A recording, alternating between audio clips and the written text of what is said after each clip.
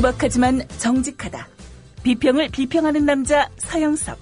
그가 바라본 세상. 사설과 칼럼을 통해 오늘을 짚어본다. 서영석의 라디오 비평.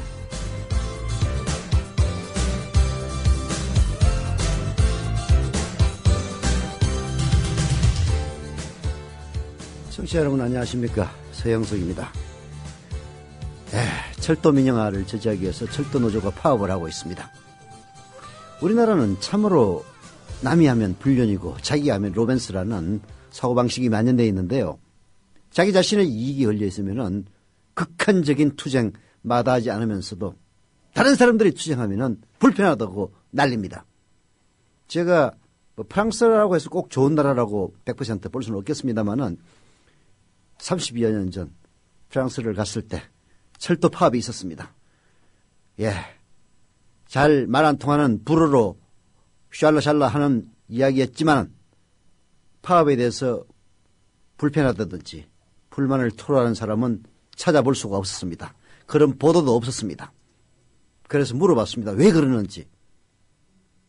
이유는 딱 한 가지였어요. 나도 파업할지 모르는데, 나도 내 문제 때문에 파업할 수가 있는데, 남이 파업하는 것에 불편을 갖는다면 내가 파업할 때 그럼 다른 사람들 역시 불평할 것 아니냐라는 이야기였습니다. 철도 민영화, 수수발 KTX 민영회사 설립. 원래 이명박이가 민영회사 설립해서 대기업들에게 나눠주려고 하다가 여론의 질타를 받고 접었던 사안입니다. 박근혜 대통령은 민영하지 않겠다고 약속하고 대통령이 됐습니다. 오늘 KTX 수수발 민영회사 설립에 대한 안건이 전격적으로 통과가 됐습니다. 영국의 철도 민영화 대실패였습니다. 어마어마하게 높은 기차 요금 때문에 악순환을 겪고 있습니다. 사실 철도 파업 불편합니다. 며칠 조금 불편한 게 몇십 년 비싼 기차비 내는 것보다는 훨씬 낫습니다. 라디오 비평 시작합니다. 함께하고 계신 방송은 정치평론가 서영석 미디어 협동조합 이사가 진행하는 라디오 비평입니다. 자기야, 올 연말엔 어디로 놀러 갈까? 난 계속 회사 나가야 돼. 연말정산해야지, 결산해야지, 법인세까지. 미리 교육받을 방법은 없을까? 더존 이러닝 있잖아. 더존 이러닝? 더존에서 이러닝 돼? 그럼 난 벌써 연말정산 과정 신청했지. 연말에 쏟아지는 재경 전문가들의 바쁜 업무들. 대한민국 기업 정보화를 선도하는 더존 IT그룹의 공식 교육 기관 더존 이러닝에서 해결하세요. 검색창에 더존 이러닝을 검색하세요. 상담 전화는 02-890-5999 02-890-5999. 지상철 조합원 신청 광고입니다. 강화대교 앞에서 개념 부부가 만드는 개념 곰탕 연지연 곰탕. 연지연이란 가마솥의 장작불로 온종일 구워내는 곰탕을 서로 나누어 이어지는 인연이란 뜻입니다. 연지연 곰탕이 민주주의를 열망하는 조합원 여러분과 국민의 건강을 책임지겠습니다. 곰탕 포장 판매는 한 팩 800g에 7,000원이며 7팩 이상은 무료 배송으로 드립니다. 연지연 곰탕은 강화대교 입구에 위치해 있습니다. 단체 주문 예약 및 포장 주문 전화번호는 010-7252-1114, 010-7252-1114, 031-989-9968. 조합원 단체 예약은 10% 할인해드립니다.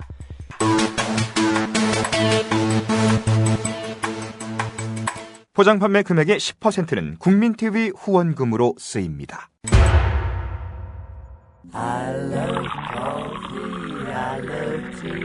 500원으로 즐기는 나만의 커피. 원두 쇼핑몰 헝그리 커피. 최정상급 로스터가 1년 이하 최고급 뉴크롭 생두를 로스팅해 즉시 배송해드립니다. 대량 구매 시 가격이 할인됩니다. 검색창에 헝그리 커피를 검색하세요. 헝그리커피.com. 헝그리커피에서 원두를 구매하시는 분들께는 차량용 국민TV 스티커 2매를 함께 보내드립니다.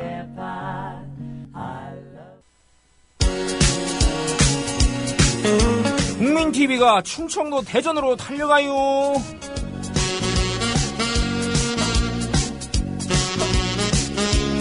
미디어 협동조합 대전 충남 충북조합원 한마당 행사가 돌아오는 토요일인 12월 14일 저녁 6시 대전 엑스포 과학공원에 위치한 DCC 대전 컨벤션 센터에서 열립니다. 문희정 아나운서의 사회로 국민TV 라디오 나란히 가지 않아도의 진행자인 가수 손병희의 콘서트와 국정원 국정조사에서 두각을 드러낸 민주당 박범계 의원과 함께하는 서영석 김용민의 정치 토크 공개방송, 최동석 조상훈의 왜 협동조합인가 공개특강으로 꾸입니다. 12월 14일 토요일 저녁 6시 대전광역시 유성구 엑스포로 107 DCC 대전 컨벤션 센터. 성역 없는 TV 뉴스의 꿈을 품은 모든 조합원과 시민 여러분의 참여를 기대합니다. 네. 점입 가경이란 말이 있습니다. 예. 요즘 정치를 보면은 그 말이 딱 맞는 게 아닌가 하는 생각이 듭니다. 민주당의 장하나 의원 그리고 양승조 최고위원. 장하나 의원은 지난 대통령 선거는 부정선거이기 때문에 박근혜 대통령은 즉각 사퇴해야 된다라고 얘기를 했습니다. 양승조 최고위원, 양승조 의원은 아버지 박정희의 전철을 밟지 말아라 달라라고 충고했습니다. 이 충고가 있자마자 새누리당이나 청와대에서는 그야말로 개강된 분위기였습니다. 그런데 사실 이런 이야기에 대해서 민주주의 국가에서 개강된다는 것 자체가 웃기는 일입니다. 사실 정말로 민주주의 국가였던 노무현 대통령 시절 한나라당 의원들이 직접 출연해서 환생경제란 연극에서 노무현 대통령에 대해서 쌍욕을 퍼부었을 때도 노무현 대통령의 청와대는 공식적인 대응 거의 하지 않았습니다. 왜? 민주주의 국가에서 말로 대통령을 씹는 것은 얼마든지 있을 수 있는 일이라고 생각했기 때문입니다.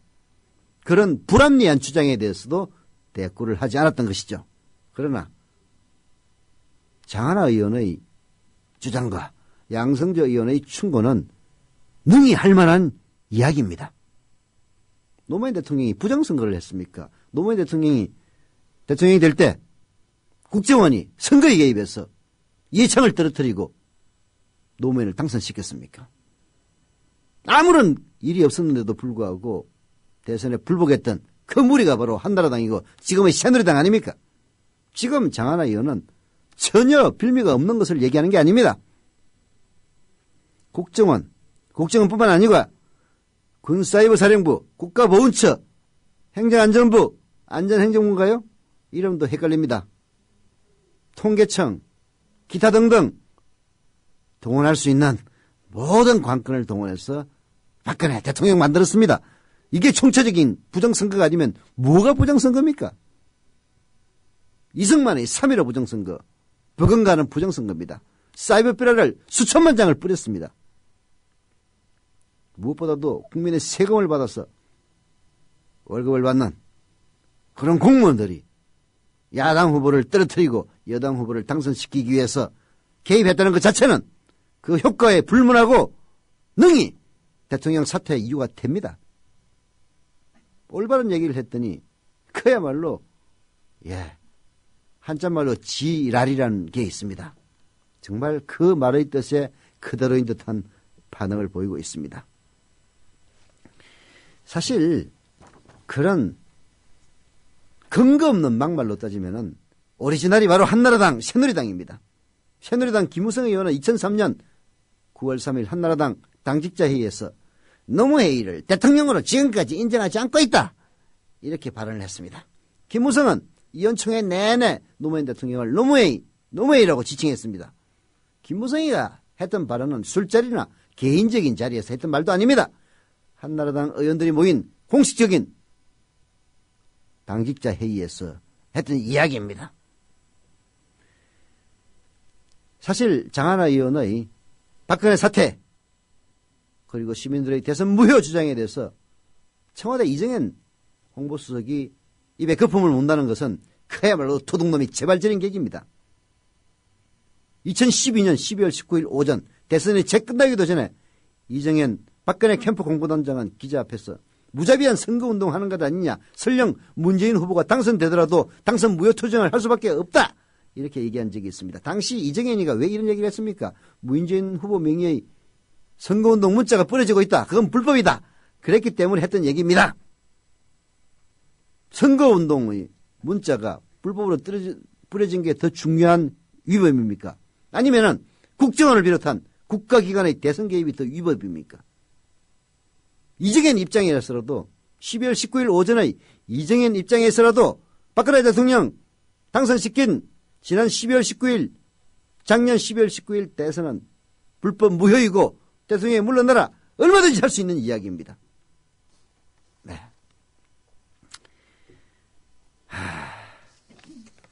더 나아가서 의원직 제명을 추진한다는 그런 쇼까지 하고 있습니다. 의원직 제명 물론 불가능한 일입니다.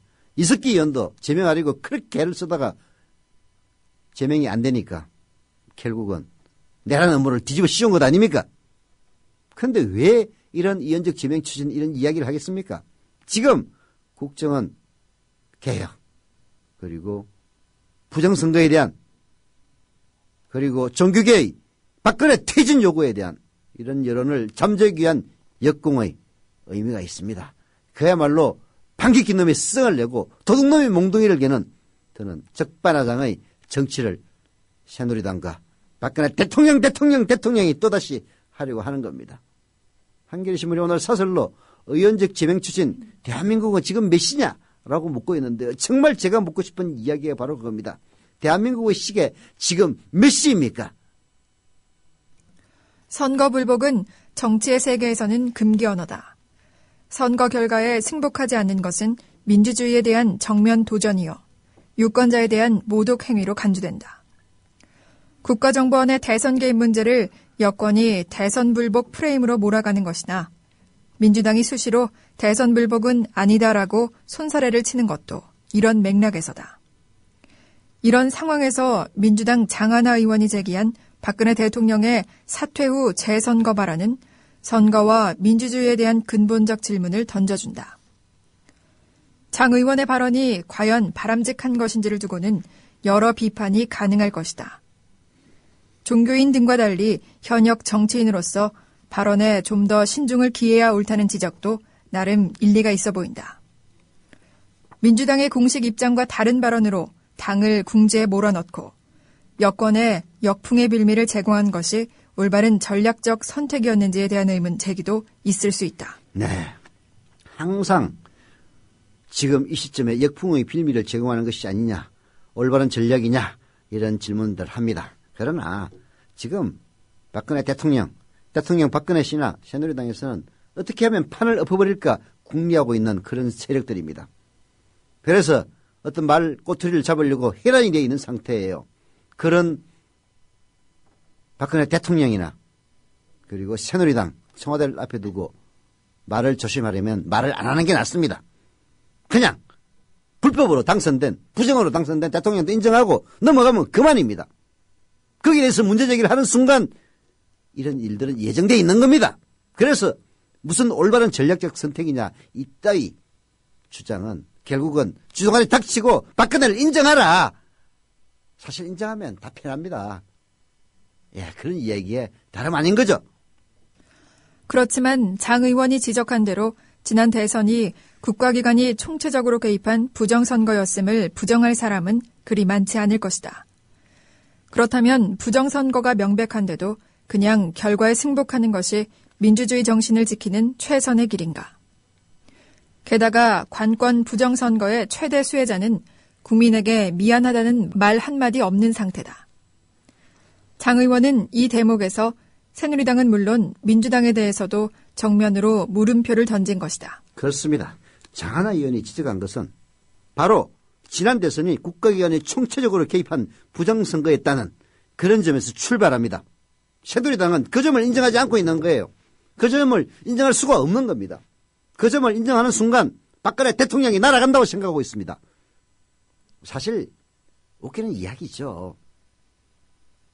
초장에 국정원 대선 개입의 잘못을 인정하고 국정원 개혁하겠다고 나섰으면은 지금 새누리당이 갖고 있는, 지금 자칭 보수들이 갖고 있는 언론의 힘, 이런 것들을 고려하면은 아무 문제 없이 넘어갈 수 있었던 사안입니다. 아무 문제 없이 넘어가는 것, 그 자체는 물론 좋은 일은 아니죠. 이 땅에 정의가 살아있다면 아무 문제 없이 넘어가서는 안 됩니다. 하지만 박근혜 대통령이나 청와대나 그리고 새누리당이 초장에 대처를 잘했으면은 정말 억울하지만 그냥 무난히 넘어갈 수도 있었다, 이런 얘기입니다. 그런데 이 일이 밝혀지면 도대체 무슨 변고가 일어나기에, 이 일이 밝혀지면 어떤 잘못을 저질렀는지 드러나는 것이길래 그야말로 처음부터 은폐하고 왜곡하고 숨기기에 급급했습니다. 그게 바로 오늘의 사태를 불러온 겁니다. 그게 바로 오늘의 발언들이 나오게 된 배경입니다. 관건 부정선거의 최대 수혜자인 박근혜, 국민에게 미안하다는 말 한마디 했습니까? 오히려 국민들에게 훈계하고, 오히려 국민들에게 큰소리치고, 오히려 국민들을 협박하고, 그야말로 적반하장의 진술을 보여줬습니다. 사실 제18대 대선과 관련해 맨 처음 선거 불복을 입 밖에 낸 사람은 이정현 청와대 홍보수석이다. 대선 당일인 지난해 12월 19일 새누리당 선대위 공보단장이었던 그는 박근혜 후보가 질 것 같다는 관측이 나오자 기자회견을 자청해 이렇게 말했다. 문재인 명의의 불법 선거운동 문자가 전국적으로 뿌려지고 있다. 설령 문 후보가 당선되더라도 당선 무효 투쟁을 할 수밖에 없다. 선거 자체가 불법, 부정선거이므로 결과에 승복할 수 없다는 논리가 장 의원과 똑같다. 네, 만약에 문재인 후보가 제대로 선거가 치러져서 대통령이 됐다면은 정말 나라는 일대 혼란에 접어들었을 겁니다. 국회의원 숫자도 더 많은 새누리당이 무슨 짓을 했겠습니까? 무슨 짓을 했겠냐고요. 사실 불법 선거운동 문자가 전국적으로 뿌려지고 있다는 이정현의 주장, 사실과 다르다는 얘기가 많습니다. 그때 박근혜 쪽의 불법 선거운동 문자 마찬가지로 뿌려졌습니다. 버스 동원 운운하는 이야기 다 나온 얘기입니다. 그런데 지금 나온 사실은 뭡니까? 이거는 불법 문자 수준이 아니에요. 국가기관들을 총동원해서 야당 후보를 떨어뜨리고 여당 후보 박근혜 씨를 당선시키기 위해서 총체적으로 관건이 개입한 정황이 드러나서 이미 재판을 받고 있지 않습니까? 최동욱 전 검찰총장이 왜 쫓겨났습니까? 선거법 위반으로 기소를 했기 때문입니다. 선거법 위반이라는 게 뭡니까? 박근혜 대통령, 박근혜를 만든 대통령 선거가 정당하지 않다는 이야기입니다. 그래서 그렇게 모질게 혼외 자녀 이심 운운하면서 쫓아낸 것 아닙니까? 새누리당은 장 의원과 박정희 전 대통령의 전처를 밟지 말라고 경고한 양승조 민주당 최고위원에 대한 의원직 제명을 추진하겠다고 나섰다. 실소를 금할 수 없는 일이다.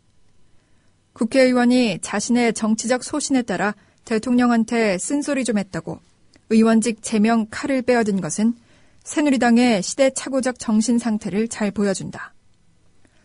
새누리당은 그런 호들갑을 떨기에 앞서 지난 대선이 공정한 선거였는지부터 분명히 밝혀야 한다. 그리고 선거 과정에 흠이 있음을 인정한다면 그 흠을 어떻게 치유할 것인지 설명해야 한다. 특히 이정현 홍보수석은 장 의원의 발언에 비분간개하기에 앞서 자신의 대선 불복 발언부터 해명하는 것이 순서다. 네. 박정희 전 대통령의 전체를 밟지 말라는 양승조 최고위원의 경고. 독설가인 진중권 교수는 이렇게 얘기를 했습니다. 박정희 전체를 밟지 말라고 해서 저렇게 흥분을 하고 있으니 그럼 박정희 전체를 밟아라! 라고 하는 게 낫지 않겠느냐라고요. 이런 블랙 코미디가 가능한 게 바로 새누리당의 행태입니다. 저는 솔직히 얘기해서 새누리당이 양성조 최고위원 의원직 제명했으면 좋겠습니다.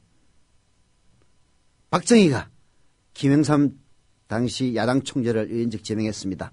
그리고 총 맞아 죽었습니다.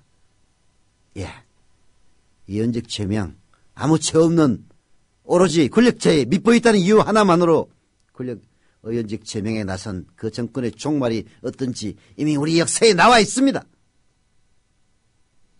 의원직 제명 함부로 입에 담을 말 아닙니다. 의원직 제명을 했던 박정희의 전철 밟지 마십시오. 박정희 전철 밟는 게 그렇게 속이 상한다면 밟으십시오. 네. 안녕하세요. 이번에 앨범을 발표한 가수 현우입니다. 정의롭고 행복한 사회를 만들고자 하는 국민TV, TV 개국을 위해 재능 기부를 하려고 합니다. 재능 기부 방법은 저의 앨범을 통한 다음과 네이버 등 포탈 또는 음악을 다운받을 수 있는 음악 전문 사이트에 온라인 다운로드 관련 모든 수익을 전액 기부하려고 합니다. 작고 미비할지 모르나 국민TV, TV 개국에 도움이 되었으면 합니다. 감사합니다. 신동원 조합원 신청 광고입니다. 고혈압, 동맥 경화 등 윤류와 소금을 많이 먹는 폴란드인의 각종 성인병 극복을 위해서 폴란드 정부가 국책사업으로 지정한 신비의 열매 아로니아. 건강한 변화를 원하신다면 평산네이처 아로니아 진. 이제 대한민국의 건강을 책임집니다. 검색창에 평산네이처를 검색하세요. 문의는 1661-2087 1661-2087. 네. 제가 특별히 조합원 가입해달라 말씀을 안 드렸는데도 세 분이 가입하셨네요. 경기 의왕시 계시는 진우님 조합원 가입하시고 출자금 납입까지 해주셨네요. 감사드립니다. 그리고 아직 주소를 기재하지 않으신 남천님 조합원 가입 감사드립니다. 경기 의정부시의 조니뎁님 조합원 가입 감사드립니다. 네, 저도 조니뎁 좋아합니다.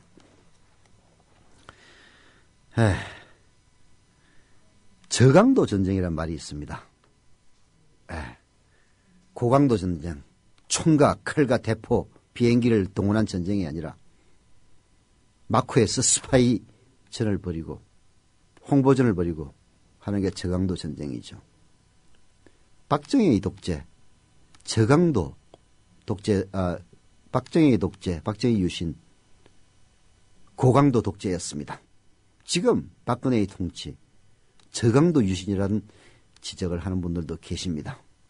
과거처럼 말 안 듣는다고 중앙정부부에 끌고 가서 거꾸로 매달아 놓고 빨가벗겨서 고춧가루 물을 코에다 들이붓는 그런 고문을 하는 시대는 아니지만은 그게 버금가는 공작과 그게 버금가는 불이익과 그게 버금가는 협박 공갈을 일삼는 점에서 그야말로 지금 박근혜의 통치, 공안 통치는 저강도 유신이 아니냐라는 지적, 정말 공감이 가는 지적입니다. 오늘 경향신문에서는 이종탁 논설위원이 박근혜의 유신이라는 칼럼을 썼습니다. 이종탁 논설위원은 저 경향신문 입사 동기입니다. 한번 들어보시죠. 기억의 수명은 생각보다 길다. 사람이 망각의 동물이라고 하지만 어렸을 때 입력된 기억들은 어른이 되어서도 좀채 지워지지 않는다. 수십 년 동안 까맣게 잊고 지내다가도 어느 날 모종의 신호라도 받으면 엊그제 인화한 필름처럼 선명하게 재현된다. 복원 속도도 놀랍다. 세월의 두께를 감안하면 머릿속에 저 아득한 곳, 켜켜이 쌓인 기억더미 맨 아래층에 있었을 것 같은데 재생될 때는 거의 빛의 속도로 달려나온다. 지난 5일은 국민교육 헌장이 선포된 지 45년이 되는 날이었다. 우리는 민족 중흥의 역사적 사명을 띠고 이 땅에 태어났다로 시작하는 이 헌장이 나왔을 때 대한민국은 일대 배우기 경연장이 됐다. 대통령, 장관, 교육감, 교장으로 이어지는 국가교육 지휘체계는 모든 학교, 모든 학생에게 완전 암기를 명령했고 학생들은 일일이 선생님 앞에서 테스트를 받아야 했다. 393자로 된 헌장 전문을 막힘없이 술술 외우지 못하면 급식빵을 받지 못하거나 회초리로 맞거나 아니면 어두워질 때까지 집에 갈 수 없었다. 얼마 뒤에는 국민교육 헌장가도 나와 교실마다 한 소절씩 이어 부르는 돌림 노래를 하곤 했다.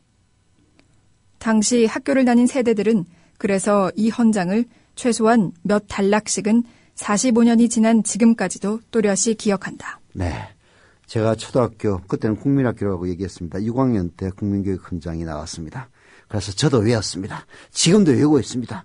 우리는 민족중흥의 역사적 사명을 띠고 이 땅에 태어났다로 시작되는 그 다음은 잘 기억이 안 나네요. 참 45년의 기억. 예. 요즘 이 나라가 그때와 같은 유신시대로 회귀하고 있다고 합니다. 유신하면 떠오르는 연관어가 바로 국민교육헌장입니다. 유신은 1972년, 국민교육헌장은 1968년에 나왔으니 4년의 시차가 있습니다. 하지만 유신의 시발이 바로 국민교육헌장입니다. 국가가 시키면 국민은 시키는 대로 해야 하며 또한 반드시 할 수 있다는 국가에 의한 국민정신 개조 작업은 그때부터 시작됐습니다. 박정희 스스로 10월 유신은 국민교육헌장의 인연과 기조를 같이 한다라고 밝힌 적도 있습니다. 옛 기억을 되살려 헌장을 외워보자. 우리의 처지를 약진의 발판으로 삼아 창조의 힘과 개척의 정신을 기른다. 우리의 창의와 협력을 바탕으로 나라가 발전하며 나라의 융성이 나의 발전의 근본임을 깨달아 자유와 권리에 따르는 책임과 의무를 다하며 스스로 국가 건설에 참여하고 봉사하는 국민정신을 드높인다. 반공 민주정신에 투철한 애국, 애족이 우리의 삶의 길이며. 네. 여기까지 엎드려다 보면은 어디서 많이 들어본 말처럼 느껴지실 겁니다. 그렇습니다. 대통령인 박근혜 씨의 언어나 화법과 비슷합니다. 창조의 힘은 창조경제, 나라의 융성은 문화융성을 연상시키고 개인의 자유나 권리보다는 책임과 의무, 나라 발전을 강조하는 문법도 흡사합니다. 대통령인 박근혜 씨가 생각하는 통치 이념, 그 기저에는 바로 국민교육헌장이 깔려있는 게 아닐까요? 최근 사람들을 깜짝 놀라게 한 그의 초강경 발언도 이 맥락에서 보면 그다지 놀랄 일이 아니다. 국론 분열 행위 용납 않겠다. 자유민주주의에 대한 부정 엄두도 못 내게 하겠다. 이건 그 옛날 아버지 박정희의 언어다. 대통령이 되기 전에는 이런 언어를 사용할 이유도 필요도 없지만 되고 난 뒤에는 이야기가 달라진다. 아버지의 언어를 쓰고 아버지의 통치 방식을 따르는 것은 박 대통령의 오랜 소망이다. 그가 척결 대상으로 삼는 종북 세력이란 아버지 시대의 용공 세력, 그가 추구하는 국민 행복 시대란 아버지 시대 조국 근대화와 같은 뜻, 다른 표현이다. 이럴 지경이니 오늘날 대통령 박근혜 씨의 통치가 저강도 유신이라고 하는 이야기가 나오는 겁니다. 대통령인 박근혜 씨가 지난 2월 청와대에 발을 들여놓았을 때 아버지 생각 많이 났을 게 틀림없습니다. 아버지를 잃고 비통한 가슴으로 청와대를 떠난 건 33년 전의 일입니다. 그때 이 기억을 불러내는데 걸린 시간은 눈 깜짝할 사이도 안 됐을 겁니다. 청와대 내부에는 대통령인 박근혜 씨의 추억을 일깨워줄 모티브들이 널려 있습니다. 어릴 때 절대 권력자의 총애를 받는 영애였습니다. 영애. 난 영애가 뭔지 사람 이름인 줄 처음에 알았어요. 어렸을 때. 영애 하길래. 꽃같은 20대에는 퍼스트 레이드로 7년을 생활합니다. 바로 그곳이 지금의 청와대 아닙니까? 세상 누구에게도 없는 이런 경험과 기억들은 대통령인 박근혜 씨, 박근혜 정권의 정체성을 규정짓는 주요한 요인이었을 겁니다. 한국 사회에서 자기보다 나이 많은 사람을 부하로 두고 일하는 경우는 흔치 않다. 윗부는 연장자보다 연하자를 선호한다. 하지만 박 대통령은 10살 이상 많은 연장자를 아랫사람으로 두고도 어색하거나 불편해하는 기미가 없다. 청와대에 입성하는 순간 그의 시계바늘은 33년 전 옛 시절로 돌아가 있는 것이다. 74세 비서실장이 역대 최고령이라 해도 박 대통령 눈에는 아버지 시대 청와대에 근무하던 겨우 40 될까 말까한 비서관일 뿐이다. 퍼스트레이디가 되었을 때 그의 물리적 나이는 22에 불과했지만 외국 정상 부인들과 환담을 나누고 국가 유공자를 초치해 다과를 베풀고 청소년들에게 춤과 효를 강조할 때의 정신연령은 작고한 어머니 나이쯤 됐다고 봐야 한다. 지금 국가와 국민을 보는 박 대통령의 눈은 그때 그 높이에서 출발한다. 지난 여름 아버지와 휴가 갔던 곳으로 휴가를 가 아버지를 회상하며 나뭇가지로 저도의 추억을 모래에 새기고 귀경 직후 유신 검사를 2인자로 임명한 것은 박근혜의 유신을 알리는 나름의 신호였던 셈이다. 앞으로 우리는 유신의 그림자를 얼마나 더 많이 봐야 할까? 네, 참으로 암담합니다. 장성택을 쫓아낸 김정은의 독재체제 구축에 대해서 오늘 조선일보가 스탈린 뺨치는 공포정치의 대가 김정은이라는 제하로의 사설을 썼더라고요. 저는 괴벨스 뺨치는, 그야말로 박정희 뺨치는 공작정치의 대가 박근혜라는 얘기를 하고 싶습니다. 앞으로 우리는 유신의 그림자를 얼마나 더 많이 봐야 할까요? 네. 암담한 2013년이지만은 우리는 희망을 갖고 그리고 나아갈 겁니다.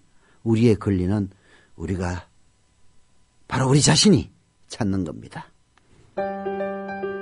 더불어 행복한 세상. 너와 나의 꿈이 눈앞에. 국민 TV. 서울 성북구 동선동에 인그라프인가요? 아닌데. 예. INGANPJH님. 이거 어떻게 읽어야 될지 모르겠네요. 예, 닉네임이 복잡했습니다. 조합원가입 감사드립니다. 그리고 서울 강남구 삼성 이동의 루루님 역시 조합원가입 감사드립니다. 두 분은 조합원가입과 동시에 출자까지 완료해 주셨네요. 더블로 감사드립니다. 광고하겠습니다. 오해숙 생활단식 신년 캠프에 가시지 않겠습니까? 담배도 끊고 술도 끊고 단식을 통해 몸도 리뉴얼하고 국민TV 광고를 통해서 단식을 하시는 분이나 하시려는 분들에게 권하는 오해숙 생활단식 신년 캠프 1월 4일부터 5일 토요일 일요일 1박 2일입니다. 예, 청원군 청소년 수련이고요. 제반 문의사항은 010-2013-8575로 연락 주시기 바랍니다. 010-2013년 빨리 치료 8575입니다. 네, 뭐 저도 갑니다. 예, 저는 2차 단식을 할까 지금 생각 중이라서 가는데요. 예, 많은 분들이 참여 부탁드립니다. 예, 마지막 광고입니다. 우리라이프 상조 광고입니다. 우리라이프 상조는 지난 10월 미래협동조합과 제휴를 맺었었는데요. 우리라이프 상조가 회원 납입금의 10%를 매달 미래협동조합 국민TV에 후원한다는 내용입니다. 국민TV와 함께하는 업체 우리라이프 상조. 문의는 1600-3267, 1600-3267. 상조 서비스 가입도 하고 매달 미래협동조합의 회비로 후원도 할 수 있습니다. 많이 관심 기울여 주십시오. 자, 마지막 칼럼은 거의 모든 것의 경제학의 저자 김동조 씨가 쓴 한겨레 칼럼 나라 걱정입니다. 소개해드립니다. 2008년 미국에서 금융위기가 시작되자 많은 사람들이 미국의 시대가 끝났다고 주장했다. 폭락하는 집값, 무너지는 금융기관, 치솟는 실업률, 엄청난 정부 부채 때문에 그 말을 믿는 사람도 있었다. 하지만 5년이 지난 지금 미국의 시대는 끝난 것 같지 않다. 정치적 대립으로 정부 지출이 축소되는 와중에도 올해 미국 경제는 회복 중이고 내년 성장률은 더 높을 가능성이 크다. 실업률은 빠르게 떨어지고 주가는 크게 올랐다. 네, 지난 5년 동안 무슨 일이 미국에서 일어난 것일까요? 최고의 디플레이션 전문가가 중앙은행의 수장이 되고 사상 최대 유동성이 시장에 공급됐습니다. 파산 위기에 몰린 회사들의 유동성이 제공되는 대신 강도 높은 구조개혁이 실시됐습니다. 정부는 의료보험 대상의 확대를 위해서 오바마 케어를 추진하고 관철시켰습니다. 금융개혁을 통해서 은행의 위험을 통제하고 사회적 자원을 금융에서 제조업으로 유도했습니다. 인재들이 월스트리트보다는 실리콘밸리를 선호하기 시작했습니다. 변화와 개혁은 더 강력한 미국 헤게모니를 예고한다. 흥미롭게도 미국이 추진하는 오바마 케어와 금융개혁 법안들은 박근혜 정부의 경제 민주화와 창조 경제의 취지와 맥락이 닿아 있다. 문제는 시대 정신을 따르고 있는 건 구호뿐이고 구체적인 내용은 공허하고 엉터리란 것이다. 많은 경제 민주화 정책들이 재원 부족을 이유로 공약으로만 남았다. 골목 상권을 보호한다며 기업들의 진출을 막는 정책은 단기적으로 소비자 후생을 훼손하고 장기적으로 골목 상권 자체도 보호하지 못하는 나쁜 정책이다. 네. 한국 경제는 창조성 없이 효율을 얻기 어려운 단계에 있습니다. 하지만 창조성은 일사불란함이 아닙니다. 오히려 자유분방함 속에서 꽃을 피웁니다. 스티브 잡스가 보여주는 창조적 지성의 수준은 새마을운동으로 달성될 수가 없습니다. 국가정보원의 선거 개입이나 경찰의 수사 조작과 양립할 수가 없습니다. 한 사회가 달성하는 창조성은 자유롭고 개방된 사회의 펀더멘털의 결과이지 심리전으로 보호되는 억압된 사회의 돌연변이일 수는 없는 겁니다. 박근혜가 구호로 내세우는 창조경제가 필요한 이유는 바로 여기에 있는 겁니다. 일본은 강력한 미국의 귀환을 잘 이해하고 편승하고 있다. 미국이 엔화 약세를 용인하면서 20년을 잃어버린 일본의 시계는 다시 돌아가기 시작했다. 미국은 일본이 정상국가가 되어 중국을 견제해주기 바란다. 일본 경제가 개선될수록 일본은 아시아에서 미국의 현금 인출기 구실을 할 것이다. 이런 상황에서 박근혜 정부는 일본과의 관계를 퇴로 없이 경색시켰다. 통쾌하다는 사람들의 인기는 얻었을지 모르지만 전략적이지 않은 어리석은 외교다. 네, 박근혜의 외교, 그야말로 포퓰리즘의 극치입니다. 정말 포퓰리즘이라고 아니할 수 없어요. 국민들이 어떻게 하면은 기분 좋아할 수 있을까라는 데만 골몰해 있습니다. 하지만 그 실익은 전혀 없어요. 방금 얘기했다시피 김동조 선생이 지적했다시피 그야말로 박근혜 정부는 일본과의 관계를 퇴로 없이 경색시켰습니다. 아버지 박정희는 최소한 친일파 얘기를 들을지언정 실리는 나름대로 취했습니다. 딸 박근혜 씨는 그 실리마저 취하지 못하고 있습니다. 통쾌하다는 사람들의 인기는 얻었을지 모르지만 전략적이지 않은 어리석은 외교였던 것이죠. 핵무기 폐기를 대북 협상의 전제로 내세우면서 남북 관계도 교착됐다. 개성공단은 폐쇄됐다가 다시 열렸지만 북한으로부터 얻어낸 것은 사실상 아무것도 없다. 1,000조 원에 달하는 막대한 가계부채, 향후 가속될 엔화의 약세, 임박한 중국의 거품 붕괴를 고려하면 남북 간의 경제협력은 북한뿐 아니라 우리를 위해서도 절실하다. 남북 간 경제협력이 현실화되지 않는다면 돌파구가 없는 한국 경제는 4년 뒤 더 어려워질 것이다. 네, 지금 전문가들은 한국 경제 교착 상태에 빠져 있다.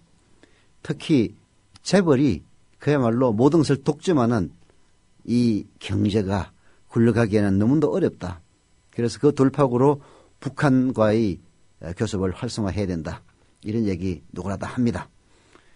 북한의 자원, 히토리만 하더라도 무려 대한민국 예산은 200년치 예산이 된다는 물론 통계니까 추정이니까 믿거나 말거나이긴 합니다만은 북한이 갖고 있는 자원 대국입니다. 북한은 어떻게든 북한을 꼬드겨서 북한과의 관계를 개선하고 북한의 저렴한 노동력을 이용하는 길만이 대한민국 경제의 돌파구인 겁니다. 그리고 그 길만이 이 나라의 자칭 애국자들, 자칭 보수들이 이야기하고 있는 북한을 변화시킬 수 있는 실질적인 수단이 되는 겁니다. 예, 이명박이가 비핵개방 3천 해가지고 북한과의 관계를 경색시킨 결과가 뭡니까? 김정은 3대 협습 아닙니까? 국가의 운명에서 4년은 긴 시간이다. 한 나라가 망가지기에 충분하다. 나는 박근혜 정부의 성공을 바라지만 비관적이다. 실패한 정권을 교체하지 못했을 때 이번 정권의 실패는 예고되어 있었는지도 모른다. 실패하고 부패하고 하고 싶은 대로 막 해도 아무도 견제하고 문제 삼지 않으면 그 나라는 망하게 되어 있다. 자연 법칙이다. 지역 감정이 나쁜 이유는 성과가 나빠도 정권이 바뀌지 않기 때문이다. 우리는 국가의 실패를 막기 위해서는 제대로 된 야당이 필요하다는 사실을 깨달아 가는 중이다. 비싼 대가를 치르고. 민주당의 분발을 촉구한다. 네. 우리는 국가의 실패를 막기 위해서 제대로 된 야당이 필요하다는 사실을 깨달아 가고 있는 중입니다. 예. 조합원 가입하신 이댕님 감사드리고요. 정지하신다는 이상님에게도 감사의 말씀드리면서 라디오 비평 마칩니다.